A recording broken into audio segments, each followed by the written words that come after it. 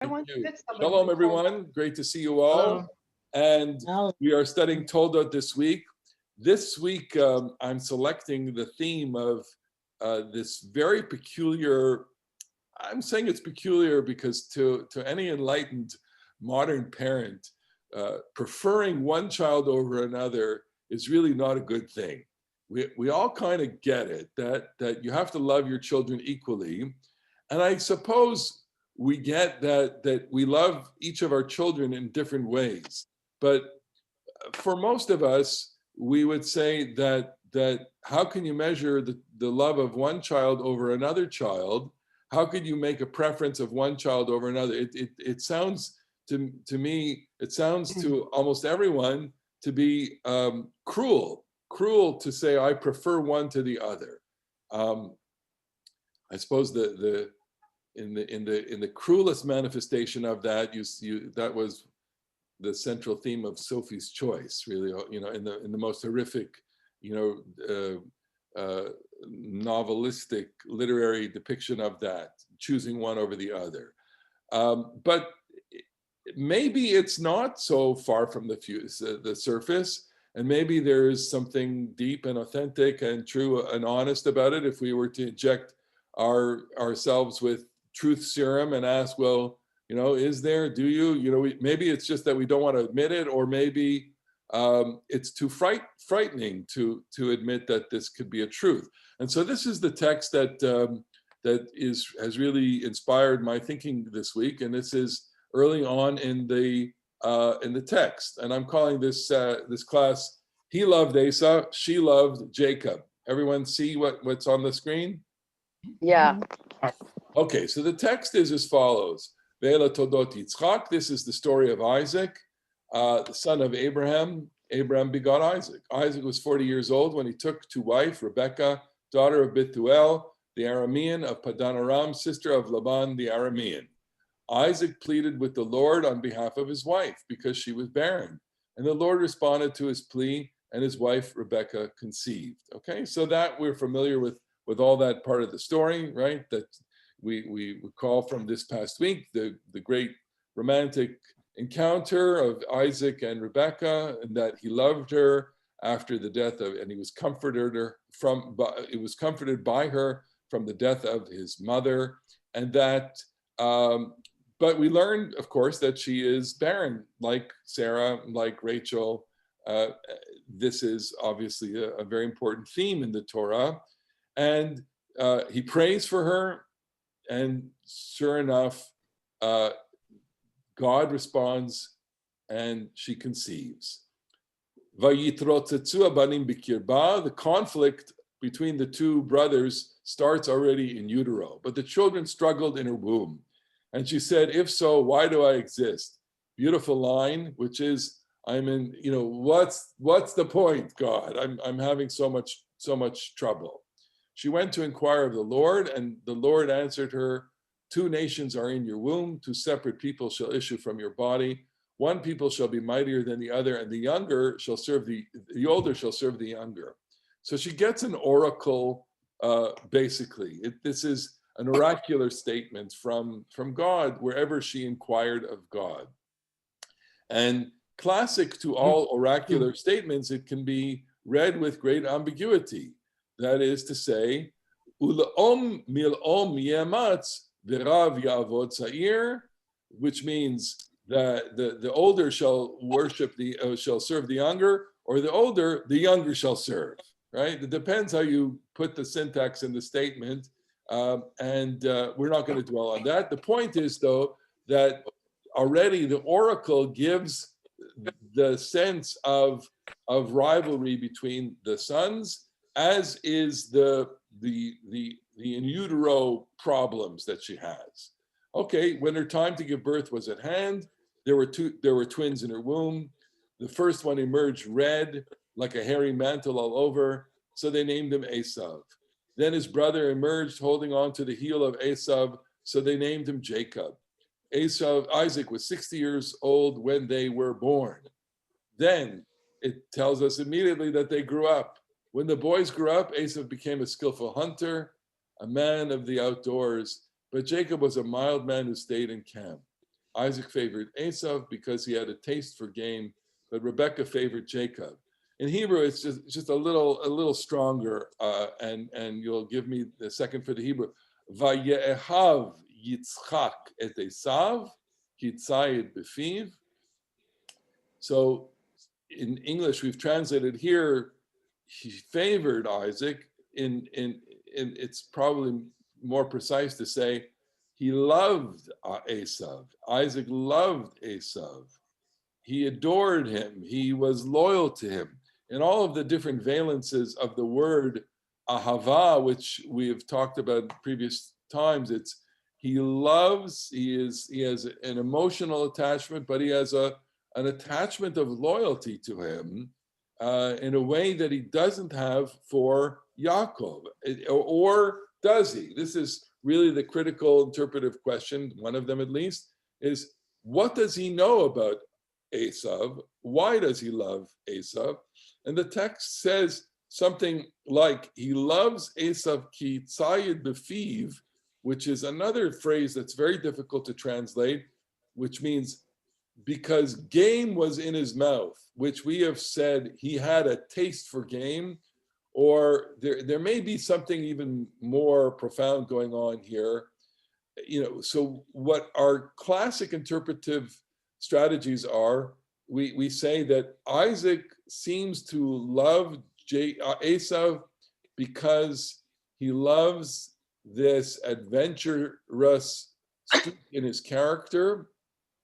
He loves the fact that Esau is a hunter.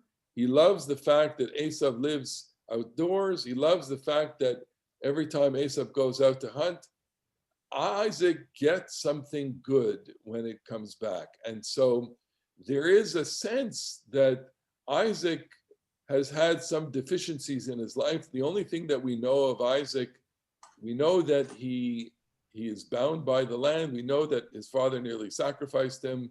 We know that he's lost his mother. We know that he has of all the marriages among the patriarchs, it's arguable that Isaac has the best marriage with Rebecca, as opposed to Abraham and Sarah, and certainly Jacob, Rachel, Leah, Bilhah, and Zilpah.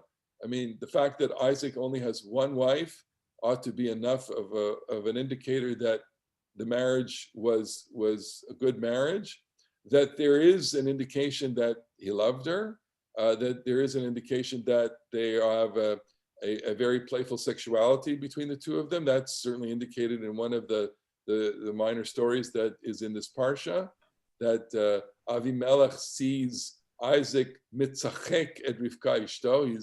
He's quote mitzachek. It's a play on his name, Yitzchak, that he is quote playful with her. And I'm not sure that just means that they sat down to a game of Scrabble. Wink, wink. Okay. All right. So they enjoyed each other, and that is something that we see in this marriage that we certainly don't see in Abraham and Sarah. We see desire and love with Jacob and Rachel, but we also see a great amount of frustration. So the bottom line is that, as strange as it is, they have twins, okay?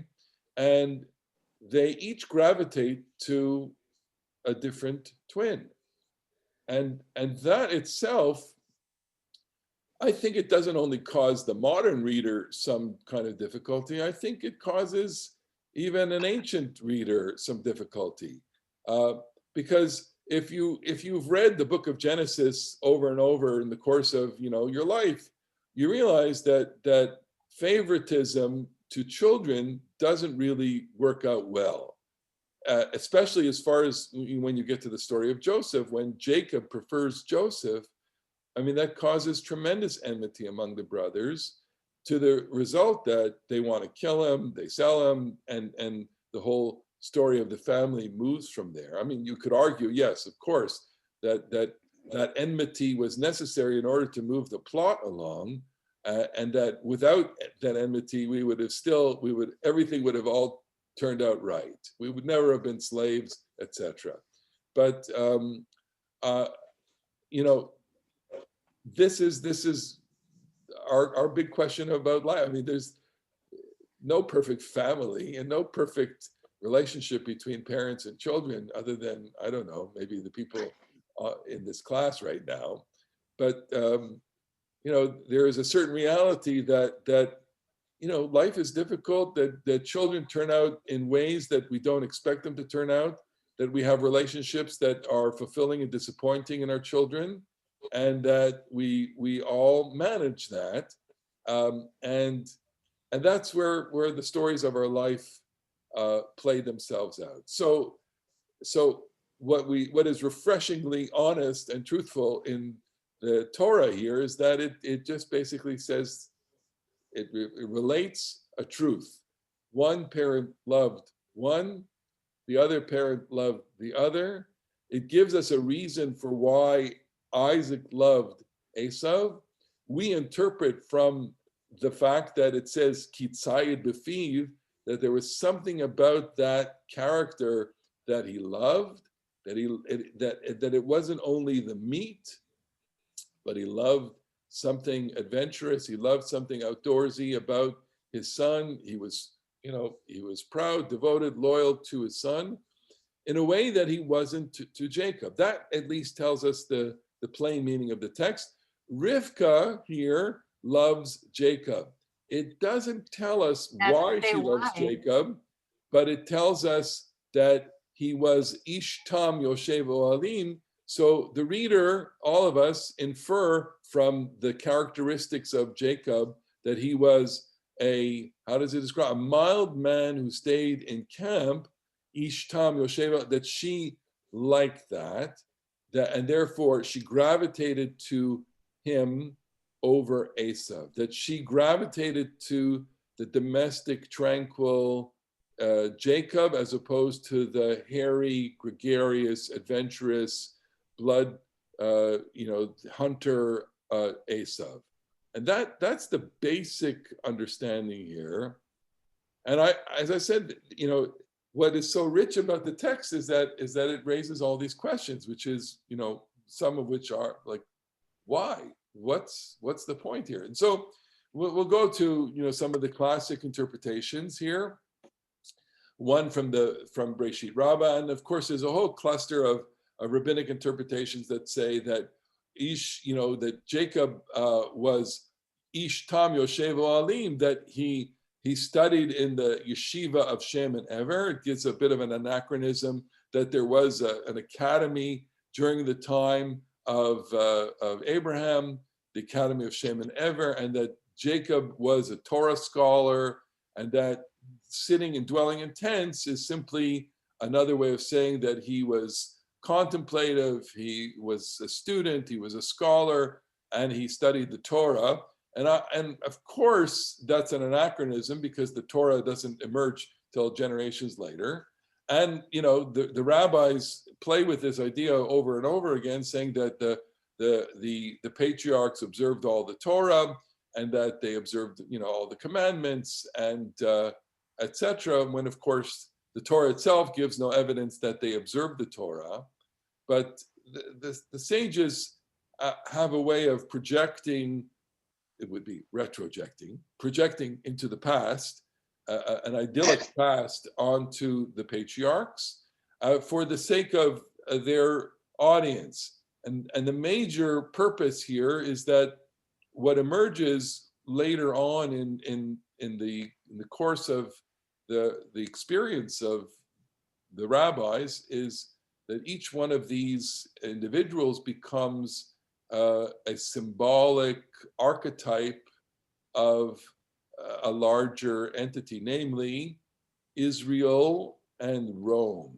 This is not in the text originally, but the rabbis superimpose this onto the text, and such that the rivalry between Jacob and Esau ends up becoming symbolic of the later rivalry, the cultural, theological, religious character and rivalry between the powerless Israelite Judeans, Jews, who are and the rabbinic elite of them, who are dedicated to understanding and interpreting and transmitting God's word and living according to the covenant, and the bloodthirsty, lusty, disgusting, idolatrous, murderous, cruel Romans. Have I made it too much of a contrast? I mean, any one of us who has gone, to an archaeological site in Israel and seen the Roman, if you go to Bet Shan, for example, which is a very large archaeological park in northern Israel. It's a Roman city built roughly in the 5th, 6th era. It appears in the Talmud. There are references to this city in the Talmud, and the Roman city is laid out as Roman cities are, with like Pompeii, like Rome, with a large thoroughfare, major public buildings, baths, and circuses and stadia and all sorts of places where I mean, imagine you are a rabbinic Jew and you hear about gladiators, and you kind of, out of curiosity, you disguise yourself as a Roman and go inside the Roman Forum or any number of theaters or stadium and see this, and you're liable to go out of your mind. It's like, this is entertainment, putting a strong person to wrestle with lions, and that that joy of the destruction and the murder, or and the cruelty and the violence, that's what you enjoy. But I have to tell you, with the exception of death, modern wrestling is actually not that different from the Roman sport. And the spectacle of two very bulked up athletes, punching away and hitting each other and throwing each other, and which arouses the excitement of the crowd, is not that far removed from the Roman gladiator experience. I would propose that. So this is the cultural milieu from which the rabbinic discussion is coming, and we could talk a lot about that in another way.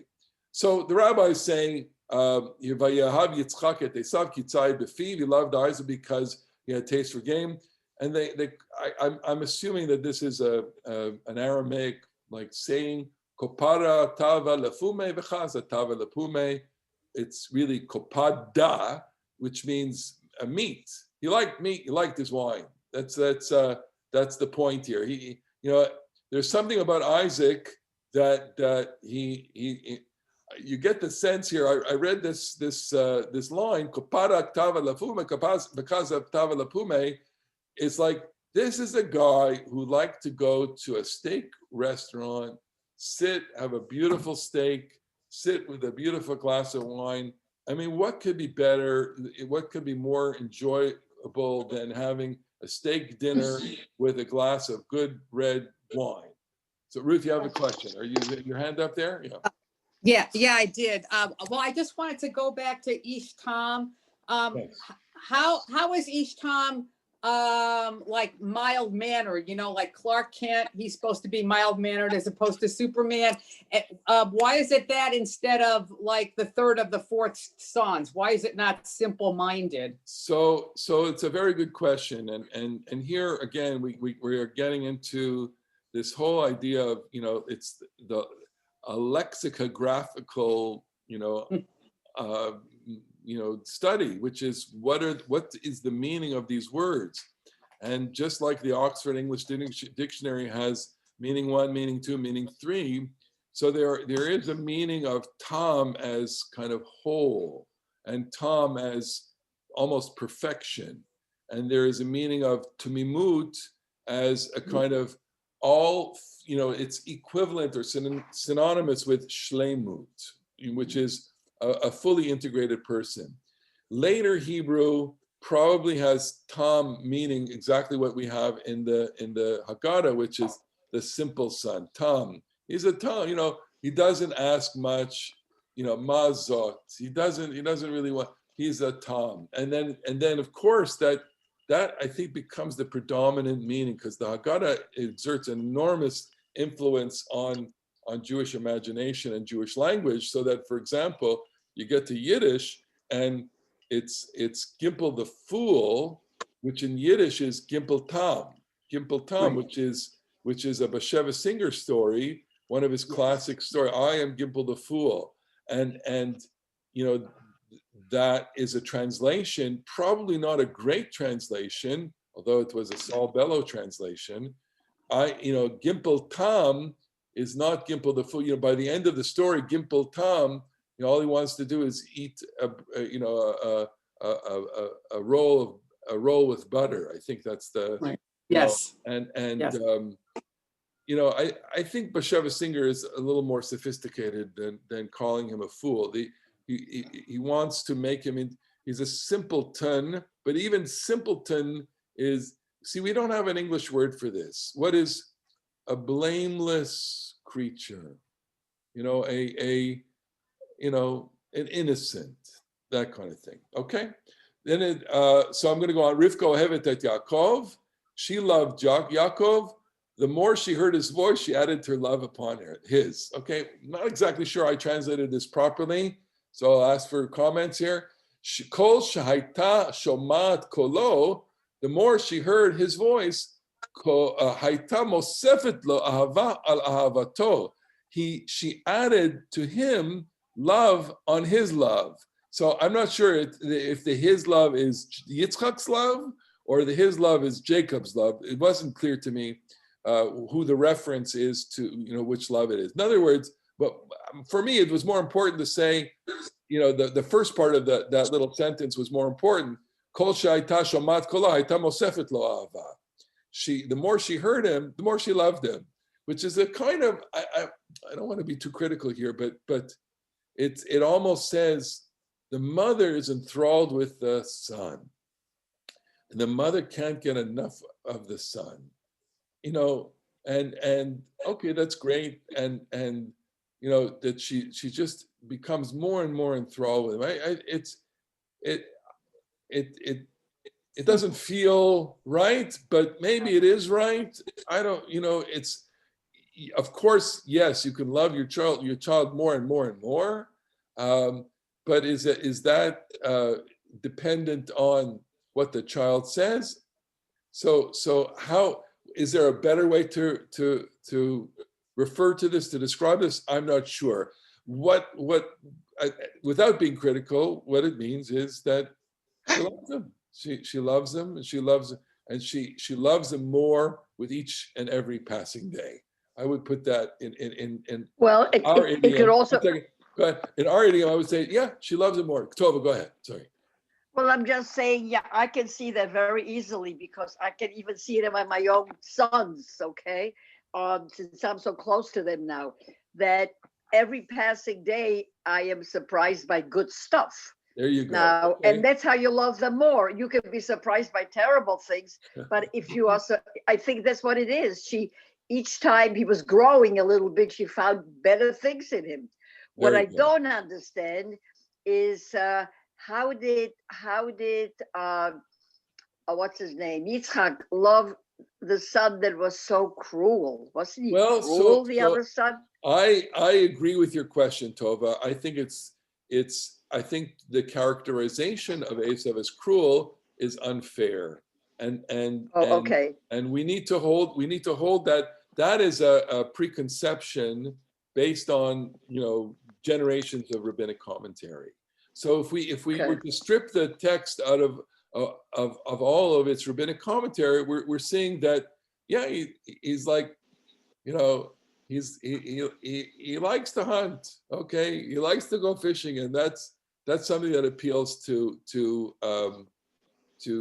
Isaac. We'll go on. I'm just going to give you can I just say Ilana, about adding to his life, מוסיפה על אהבתו, she was encouraging him to by hearing how well he was studying. She was encouraging him to keep studying more and more, to make his love for the Torah more by giving him encouragement. Lovely. That's a very so she simply was reinforcing him and building up his character. Lovely. Okay. Here's another interpretation. Vayehav Yitzchak et Esav, gam et Esav. Okay. So what he's trying to say is the text seems to indicate that he loved only Esav, but it should be interpreted as he loved Esav also. Even though he didn't know that he knew that he was far less perfect than Yaakov. Okay, so Ovadia Sforno, Italian commentator, 15th century, 16th century, I believe, he's basically saying, look, Isaac is not stupid. He just loves him even though he is diminished. Verifka ohevet et Yaakov levado, alone. Because she understood, and we're going to focus on that theme of she recognized wickedness. She recognized his character. And this is very uncomfortable, but this is going to be a theme. I'm going to ask you to hold that idea. A couple more comments here. Bechor Shor, 12th century, is the grandson of Rashi. Rivka loved Yaakov because he was a shepherd and was concerned about the world. And it is the way of women to love those that raise sheep and goats. Okay, all right. I guess so. He loves all the animals. Oh, isn't that nice? We look at that kind of comment as I'm not sure we understand it in any kind of context. It seems far-fetched. On the other hand, in the medieval context, there's something appealing about a man who can take care of animals. Or maybe there's something deeper going on here, and we've referred to it in previous sessions, where there's something about the character of the shepherd that is appealing that is an appealing aspect of character. That the shepherd is a symbol of freedom and independence. And if you read the Bible carefully, it's not an accident that our ancestors were shepherds. Abraham, Isaac, and Jacob are shepherds, although Isaac is also a farmer. But the idea that the sons, the 12 sons, are shepherds, that Moses is a shepherd, this is not an accident.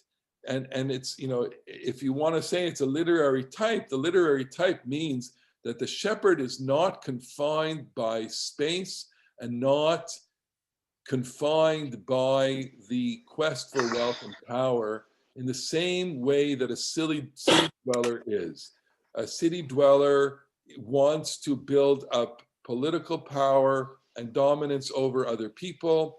A city dweller wants to build up a portfolio of wealth and influence. A city dweller likes going out to restaurants and going out to cafes and going out to shows and entertainment.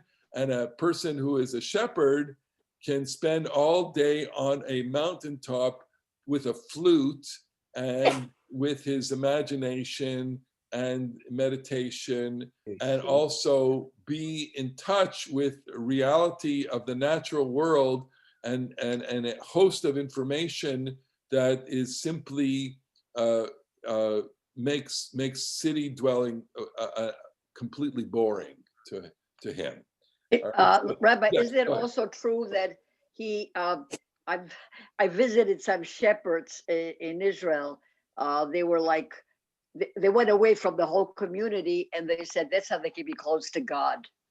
If you're Indeed. quiet for hours. And So that would be our romantic idea of the monastic shepherd, but there's something to be said for that if you spend all day with your flocks and not as you have to be a much more contemplative person. And not only that, but you become aware of the rhythm of the animals, their habits and their characters in a way that if you have just a little bit of intelligence and sensitivity, you apply obviously to other creatures. And that was certainly evident. The rabbis had a strong feeling about that. Okay, another comment here, Chizkuni.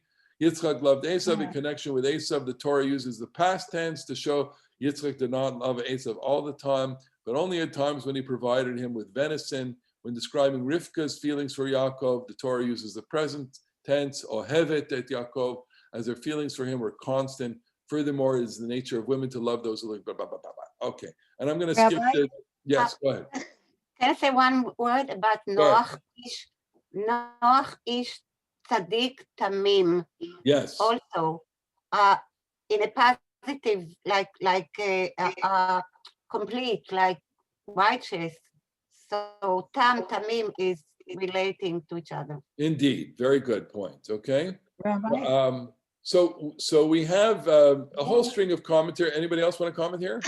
Yes, Marlene? Marlene, go ahead. I'm sorry, I don't see you here. Go ahead. Yes. Is it perhaps that shepherding was something that women were allowed to do and hunting was something that they couldn't do, so she could understand one better than she could understand the other? You know, I think there's something to be said for that, and I am going to lean into that direction because the question really underlying my presentation here is, how do you judge character? And do you judge character based on that which is familiar to you? And certainly that was a comment here, and why don't we jump to this? This is Naftali Tzvi Ravchitz. This is the idea. I'm going to skip over the Kliyakar and the others because it'll take away from this theme. So this idea, which Marlene, you raised, and I kind of hinted at the beginning, this is the central theme. Rabbi Naftali Tzvi of Ravchitz, an 18th century, early 19th century Hasidic rabbi, very important Hasidic rabbi.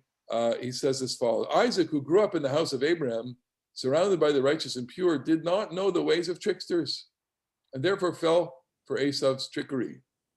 But Rebekah, she grew up in the house of Bethuel and Lavan, and she recognized them, i.e., she knew one when she saw one. This is what was said about Reish Lakish, that whenever saw him speaking with someone in the market, they trusted him, they did business with him without the need of witnesses, because in his youth, Reish Lakish was a gang leader. He knew the character of people. Anyone with whom he would speak in public, they knew that he could trust them. Reish Lakish, a rabbi who we referred to previous times, is a very interesting character. He had a past, and in his past, he was a thief or a gang leader. But when he kind of became a scholar, he left all of that behind, and he refused, evidently, according to the Talmud, he refused to associate with anybody who he thought was a vile, ignoble person. And so the assumption was made that anyone who he was around was always an upstanding person, and what emerged was that nobody ever had to ever bring witnesses, because the people that he did business with were always honest people. My point is, though, that the real theme here is the judging of character. And how do you judge character? And so what this Naftali Tzvi of Ravchitz is saying is that, look, she grew up around characters. She grew up, and this is why I gravitated to this verse precisely because of this comment, because it struck such a chord in me, because thankfully I grew up in a family that had a lot of characters, as many of us did. And I'm not sure I would classify myself as necessarily a good judge of character for reasons that we'll explore in a second. But we all think we can judge character based on the kinds of characters that are around us. And the more colorful characters that populate your world, the more you think you know people. I think I would say, rather than, I would say that the characters that I was surrounded with, I think that they were good judges, or they considered themselves good judges of character, because they themselves were characters, and because they lived a kind of interesting life, or larger than life lives, and commanded attention. That meant that they could interact with people and understand people and size people up. And we all know people who at least present themselves as if they can size up another person quickly, right? I see him a mile away. It takes one to know one. I know who I'm dealing with. We all use those expressions ourselves, and we all know people who use those expressions themselves, especially, you know, if you interact with people. I think therapists use that expression all the time, you know, since therapists are constantly interacting with people, and therefore they have a whole repertoire of character types that they can identify, and that people fall into certain categories. Okay, and the judgment of character. Oh my God, we're gonna step into the third rail here and discuss this. I'll give you just the scintillating headline of this. The judgment of character obviously is essential in the politics of our time, right? Because we all sense that the character is essential to selecting whoever it is that governs us, you know, on whatever level that it is. And so the question of how we judge character really is a question of ourselves. And so without going into that deeply right this second, we can say that Rebecca judges the character based on the exposure to vile and guileful characters, whereas Isaac, who really didn't have much exposure to anyone, is really not a good judge of character. And that's what's going on here. Let me give you a couple of things, and then we'll go into some real earthy content here. Robert Alter, lovely comment in his translation. He says, and I got this from another source, from Rabbi Pelkowitz, who quotes this. He says, the Hebrew says literally, he tzayid befi, for the game in his mouth. That's why Isaac loved Esau. Ki tzayid befi, he had game in his mouth. It is unclear whether the idiom suggests Esau as a kind of lion, bringing home game in its mouth, or rather bringing game to put in his father's mouth. The almost grotesque concreteness of the idiom may be associated with the material reason for Isaac's paternal favoritism. Pointedly, no reason is assigned for Rebekah's love of Jacob in the next clause. In other words, you know, and I haven't seen this comment anywhere else, but it's a beautiful kind of picture, right? You know, I know if you've ever owned a cat, I've never owned a cat, but people who have owned cats recite regularly that if the cat is a real cat, you know, and set outside, it often comes back with a bird, or a mouse in its mouth. A good cat in a large house is a good mouser and controls the mice. And sometimes you'll see a cat as a pet coming with a mouse in its mouth, right? And that to be an animal of prey often is to have the prey in your mouth. You know, when we watch the Animal Channel or whatever Animal Planet, what's the station? You know, you see the grotesque moments of the lion chasing after the poor zebra or the poor ibex or whatever. There's a herd of them, and the lion catches the weakest one and rips it apart. And then, you know, you see the camera then goes to the face of the lion, blah, blah, blah. And that's what, you know, perhaps what the text is telling us here, that the Esau was the hunter. You get a grotesque image of the meat in his mouth, or maybe Rabbi? Yeah, he puts it. Yeah, go ahead, Marlene. Maybe he didn't like his wife's cooking. Well, that's quite possible. You know, it says that she cooked when she was deceiving, she cooked what he liked. Does that mean that when she wasn't deceiving him, she was cooking French toast or something he didn't like? Means that she cooked what she had around. You know, she went to the fridge and said, what are we going to make? I have a cauliflower, you know? Okay. All right. Marlene, she did not cook onions. Onions, very good. All right.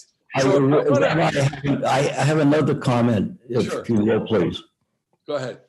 And in Pekara vote, it's do not judge other people unless you've been in their place. Indeed, that's Pirkei Avot. Is the story of Rebecca such that she's been in the other shoes? Yep. I think that's the point here. That Rebecca has been in. I agree with you. I think that you know, if we're going to ask the question, how does Rebecca become a judge of character? We can answer, well, she grew up around characters. Well, she had experiences. Well, she made a journey. Well, she had to make a bold decision. There is a lot of evidence that I can muster off the top of my head to prove the claim that she's a good judge of character. Similarly, and like you said, she has stood in many people's shoes also. Look, Isaac never doesn't know what it means to take a trip. Isaac lived his whole life in Canaan. He never crossed a boundary in his life. Isaac never had to engage with people outside of his, well, maybe he did, but Isaac did know what it means to be at the verge of death. You know, if we take the Akedah seriously, Isaac is filled with puzzlement and possibly quite traumatized by the experience of his father holding up a knife to his throat. I think that would traumatize anyone. But doesn't that mean, by extension, that we should not judge other people unless we walk in their shoes? The rabbis are completely and totally saying that. They are agreeing with you there. That's their statement, and you've learned that well. Do not judge others until you stand in their shoes.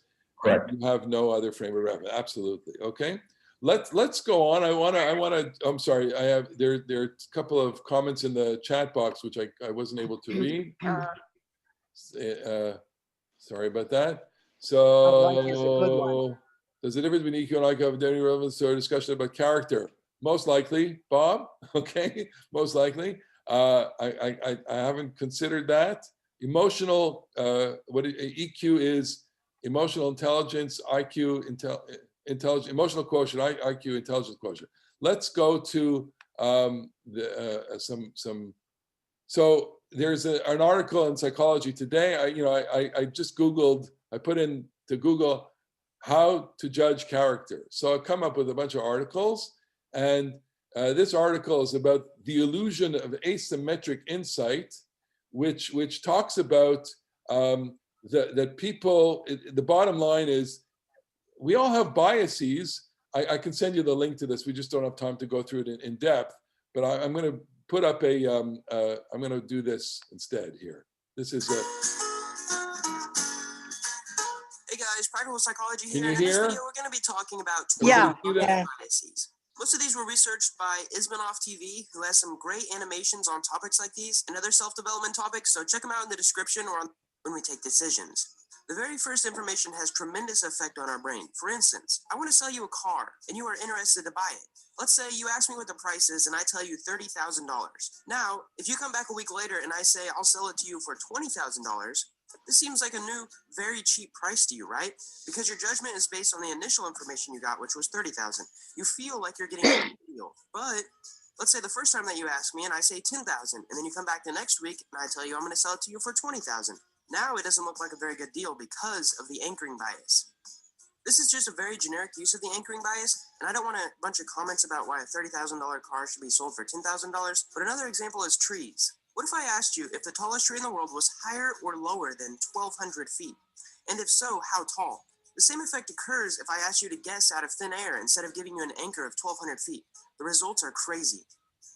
Number 2, availability heuristic bias. People overestimate the importance of information that they have. Let me give you an example here. Some people think that terrorism is the biggest threat to the United States because that's what they see on TV. The news always talks about it, and because of that, it inflates the danger. But if you look at the real perspectives, televisions cause 55 times more deaths than terrorism. Yes, TVs literally fall on people and kill them 55 more times than terrorism. You are more likely to be killed by a cow than a terrorist, according to the Consumer Product Safety Commission. It's more likely to die from a coconut falling on your head and killing you than a terrorist attack. Thank you, Gary Vaynerchuk, for that one. Even the police that are hired to protect you from terrorists, it's estimated that you are 130 times more likely to be killed by the police than by a terrorist. That's because people do not make their decision based on facts and statistics, but usually they make it on news and stories and stuff they hear from other people. It's way scarier to die from a terrorist attack than a falling coconut. And because of this, usually the news won't cover it because there's not much money in it. Number 3 is the bandwagon effect. People do or believe in something not because they actually do believe it, but because that's what the rest of the world believes in. In other words, following the rest without thinking. If you've ever heard someone say, well, if your friends jump off a bridge, would you? Then that someone is accusing you of the bandwagon effect. It happens a lot with us. I mean, a lot of people vote for a certain candidate in the election because he's the most popular, or because they want to be part of the majority. It happens a lot in the stock market too. If someone starts buying a stock because they think it's going to rise, then a lot of other people are going to start picking the stock as well. It can also happen during meetings. If everyone agrees on something, you are more likely to agree with them on that object. In management, the opposite of this is called groupthink, and it's something companies try very hard to deter. Because if 9 out of 10 people agree on something, but the last person doesn't and won't speak up, it could squelch a great idea. Number 4 is choice supportive bias. So people have the tendency to defend themselves because it was their choice. Just because I made the choice, it must be right. For example, let's say a person buys an Apple product. Let's say it's a MacBook instead of a Windows PC. Well, he's more likely to ignore the downsides or the faults of the Apple computer while pointing out the downsides of the PC. He is more likely to notice the advantages of the Apple computer, not the Windows computer. Why would someone point out that they made a bad decision? Well, let's say you have a dog. You think it's awesome because it's your dog, although it might poop on the floor every now and then. The same goes for political candidates. Not the pooping part, but they both may suck. But one of the lesser of two evils may be more right in your mind because you voted for them. Number 5, confirmation bias. We tend to listen to information that confirms what we already know, or even interpret the information that we receive in a way that confirms the current information that we already have. Let's say that your friend believes that sweets are unhealthy. This is generally a pretty broad belief. He will only focus on the information that confirms what we already know. He is more likely to click on videos that confirm that belief or read articles that support his argument. He doesn't go through and type positive health effects of increasing blood glucose levels or positive effects of eating a bowl of ice cream. No, he will instinctively go to Google and type in how bad is sugar for you. The confirmation bias is very dangerous in scientific situations and is actually one of the most widely committed cognitive biases. Number 6, the ostrich bias. This is the decision, or rather subconscious decision, to ignore the negative information. It may also be an indication we only want to consider the positive aspects of something. This goes beyond not only looking for the positive information, but this is when there is negative information and we choose to ignore it as an outlier. Sometimes, even when we have a problem, we try to ignore it thinking it will go away. Let's say you have an assignment to do. It's not something that you really want to do, so you may just keep on procrastinating with it because your mind thinks that it will go away or it is solved by ignoring it. Smokers usually, they know it's bad for their health, but a lot of them keep ignoring the negative implications of cigarettes, thinking it will not damage them or might stop them before anything serious will happen because they consider themselves an outlier. To avoid finding out negative information, we just stop looking for it. Now, this could be a serious crime in many scientific research laboratories and basically promotes ignorance.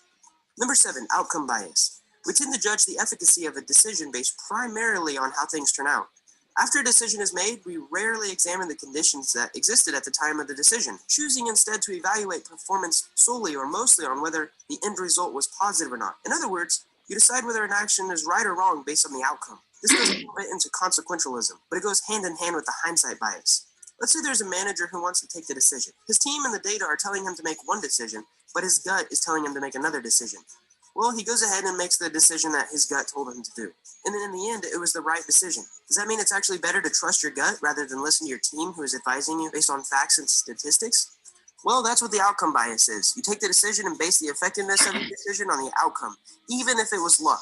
Now, this is bad logical thinking and will actually lead you to ruined thinking and bad outcomes in the long run. Okay, I'm going to stop there because we have 4 more to go, but you get the point. The point is that he lists 12 in there, and of course there are more than 12 biases. There's a whole ream of them. So what I'm going to suggest here is that there's bias. That Isaac was biased towards Esau, and Esau was biased towards I'm sorry, and Rebecca was biased towards Jacob. That Rebecca, what was the bias? What was the basis of the bias? And here we can only offer a few guesses, and the commentaries are really trying to do this. And the reason why I'm saying this is because if you strip away the commentaries from the story, or strip away the later projections on the characters, you realize that Esau is really quite, we have a lot of sympathy for him. This is the child that tries to please his father. He gets cheated out of his birthright and his blessing by his manipulative and conniving brother. He is impulsive. He is different. He has certain aptitudes and lacks other things. And the natural biases that exist in his parents gravitate to him or away from him. And the real question that I think we are engaged with in general when we tackle a biblical story is we're always trying to assess the character with what information we have. This is the great joy of reading literature, is that we try to bring to the literature an analysis that is based on our frame of reference. So anytime we watch a film or read a novel or encounter a story, we're always trying to engage with characters based on our own experiences. This is exactly what's going on here with Rebecca and her children, and it's exactly what's going on here with us, the readers, listeners, and Isaac and Rebecca.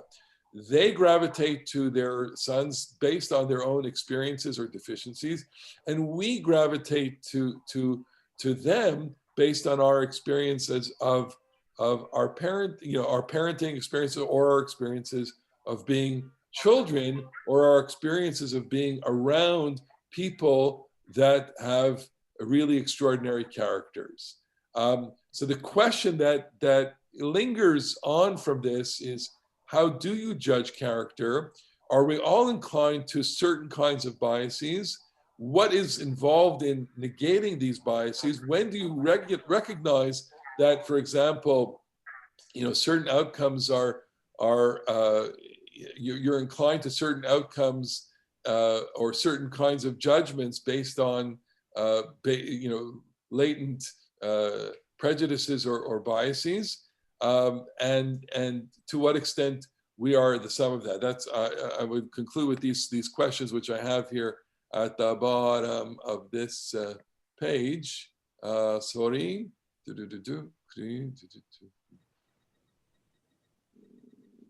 I'm sorry. I'll get it in a second. It is these questions here. Just a second. Back to the. Are you a good judge of character? Can a parent ever know the character of his or child? Can a parent's judgment of a child affect the child's later behavior? To what extent are we the sum of our biases? I'll just share that with you 2 seconds here. Okay. This is, again, the questions to consider. Are you a judge of character? Can a parent ever know the character of his or her child? Can a parent's judgment of a child affect the child's later behavior? And to what extent are we the sum of the biases? And of course, there are lots and lots of other articles. There's this article from the Harvard Business Review, Becoming a Better Judge of People, etc. And I'm happy to share this this source sheet with everybody for you to study these things on your own time. But we're almost out of time here. Anybody else have any comments or questions you want to end with here? Bob Like has one. Bob Like. Yes, thank you. There's a lovely YouTube video I just saw from the late Rabbi Jonathan Sachs, blessed memory, on Toldot, and his interesting comment was that perhaps also, and I'm paraphrasing it, that Yithzk loved Esau more because of his imperfections, and sort of the whole issue of showing more love to someone is really critical in dealing with this cognitive dissonance. and that maybe he had a soul that could be raised even higher. I think he goes on to mention that the descendants of Esau are then told later on that for people not to mess with them and not to get into fights with them because of some of this. So there's a positive thing in there in Rabbi Sachs' comments. Yeah, I think he is inclined to a degree of sympathy towards the character of Esau. You know, you read closely this week during this parsha, read closely, and you have to feel a great deal of anguish for Esau because he is cheated out of the birthright and the blessing. And we don't blame him for his feeling of anger towards his brother on so many levels. And You know, it's really not fair what the rabbis do to him. Go ahead, Tova, go. yeah, I read something that Esau was already preordained to be who he was because they were already fighting in the womb. It wasn't like he was a tabula rasa, a child born, and then he became bad. He was preordained to fight because he fought. So therefore, how much can he be blamed if Hashem, I think, I don't know how to put it, has made him this kind, given him that type of DNA? How much can we blame somebody who was? It's, you know, he didn't have bad experiences and he became bad. He was born like that. How much can we blame somebody for that? I think this is a very, very deep question, a very, very deep question, because, you know, to what extent people have power over their own choices. Some people do not. And that I think is one of the critical, you know, defining features of life. Some people simply cannot exercise control over their behavior and therefore become what they become. They are either manipulative or you know, evil or bad people, and they can't overcome certain character dispositions. That's certainly true. Yeah. Anybody else with a comment? Interesting. Very interesting. On Yom Kippur, we fast for 27 hours. He couldn't wait a little longer till he could make a better deal with his brother. But there you go. You know, it does say something about the nature of impulse. And a while ago, we had a guest scholar, Ora Horn-Prauser, came to our shul and talked about Esau and indicated that Esau is the first example of a child with behavioral differences, or maybe learning differences, or maybe ADHD or that kind of thing. And she was very sensitive to it. I think she herself was a parent of a child with ADHD, and was able to kind of, you know, understand that there is the difference in his behavior lined up with other kinds of characteristics that are recognizable with certain, and the impulse behavior or the lack of impulse control, which is reflected in the story where he says, he comes back from the hunt and he says, Haliteni namina adoma adoma, give me some of that red stuff to eat. You know, the fact that he can be patient enough, you know, that you need to be patient as a hunter. People who know hunting understand this. You can wait for hours and hours and hours looking and then shoot at the right moment. You know, that is also in a certain kind of profile of a character. And you can be very impulsive, especially if you spend a day or two in the forest and don't find anything, and you come back and you're really, really hungry. You think you're going to die. Go ahead. Rabbi. Yes, Steve. Not only impulsive, but I don't know what the right word is, but when he finished eating, the Torah says he ate, he stood up, and he left. Very boom, boom, boom. That's right. So that's impulsive, but it's also a personality restriction. So we would say that it's a personality disorder, I guess, or personality type, that here's a guy, he satisfies his impulses, his hunger, and he goes, that's it, I'm finished. You know, gets up and leaves, right? And he's Rabbi. there's a bit of a clumsiness about him, a bit of a oafishness. We have Skip there? Rabbi, I'm not throwing my vote in for Esau. Okay. Okay. But my personality is I look for good in people. Okay. Yep. When we talk about Esau, it's all the negative. No one talks about the positives. I agree And with what you. are the positives? I don't know. What I'm not a rabbi. I don't know. Here are the positives. Okay. The positive is that he loves his father. He is respectful. He will do anything for his father. He, you know, when in the later part of the story, when he is cheated out of the blessing, he said it's really the most pathetic and anguished line in the whole Torah. Do you only have one blessing, my father? You stand on his side, because here's a person who has been terribly cheated, who doesn't understand how a parent could behave this way. And it's that moment that I think correctly, Skip, he emerges with a certain kind of blameless righteousness that, despite whatever we have all said about him throughout the years and the ages, right? That he is a blameless, innocent victim of his brother's conniving jealousy and his father's blindness and his mother's manipulation. He is the victim, and he has a moment of righteousness where he says, do you only have one blessing? How could you, that's not what a parent is. Even this, as a child, knows better than the parent. You're absolutely right.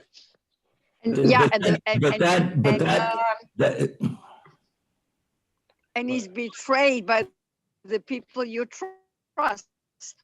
I mean, to be betrayed by your mother, what could be worse than that? Absolutely. Look, it's Rabbi, I guess what I'm saying is that deserves equal prominence. Okay. In the story of Esau. You got it. Good point. Well, the Israeli novelist Meir Shalev, I think, wrote a whole book on him. So he's got it. Anybody else? Last. Yeah, I don't understand why things have to be so complicated. Why couldn't Yaakov be the first one to come out? Why did he have to hold to the heel to catch up? And it's already said before they were born who is going to be the stronger, the more the luckier, or it seems like it's a fight to change what is meant to be in a way. So it's a good question. Why does the Torah have to go all around the bend to get to this point? I've said many times, I think we're working out a few essential questions in the book of Breshit. And one of those central questions from the very beginning is Hashomer Achi Anochi, am I my brother's keeper? And this theme, you can almost see it in every story. Every single story is working out the rivalry between siblings. I even see it in Abraham. Abraham has rivalry and fidelity with his brothers. Nahor and Haran, his dead brother Haran, and Lot, etc. That is the underpinning of much of Abraham is a brotherly story. Yithzk Ishmael, a brotherly story. Yaakov Esau, a brotherly story. Rachel Leah, the sister story.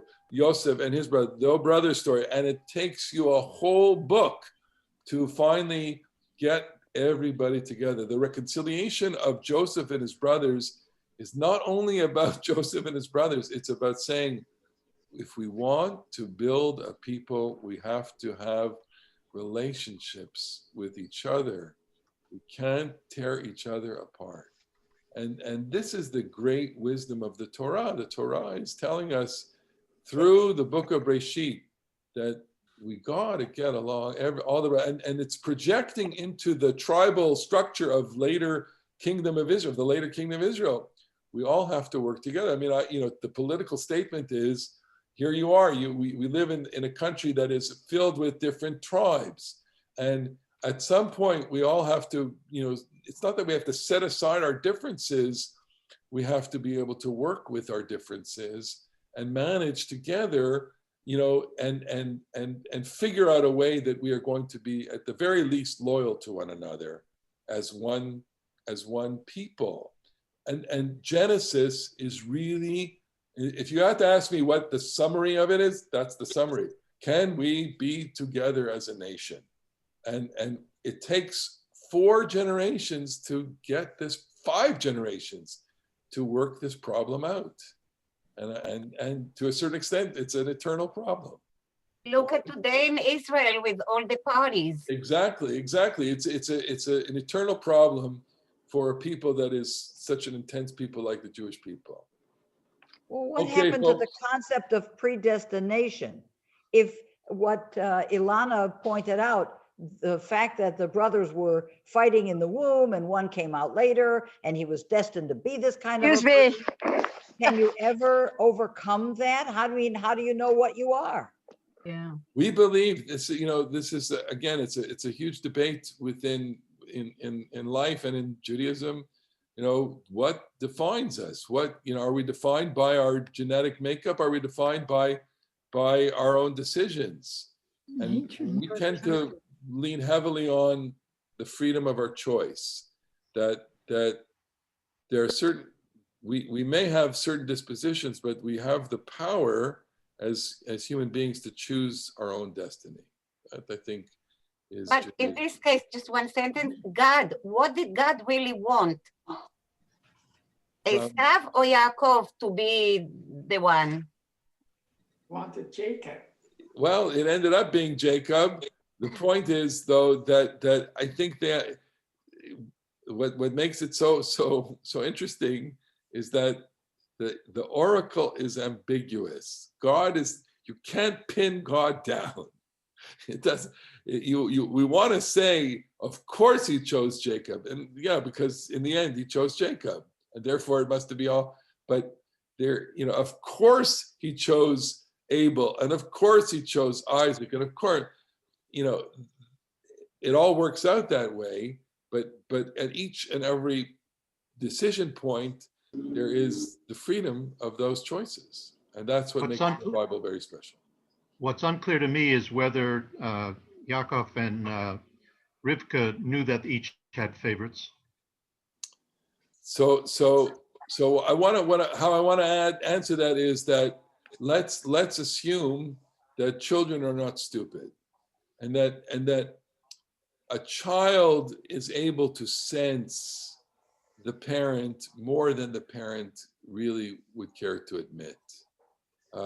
Children are not naive when it comes to the way that parents relate to them, and I think every parent with multiple children can cite examples of where the child thinks that the parent is paying more attention to one over the other. Okay? I guess it's that Hashem only told Rivka, did not tell Yithzk, right?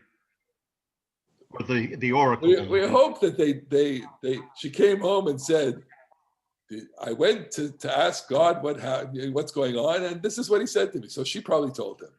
We don't and know. He said, don't worry about it. You're going to be okay. Come to bed.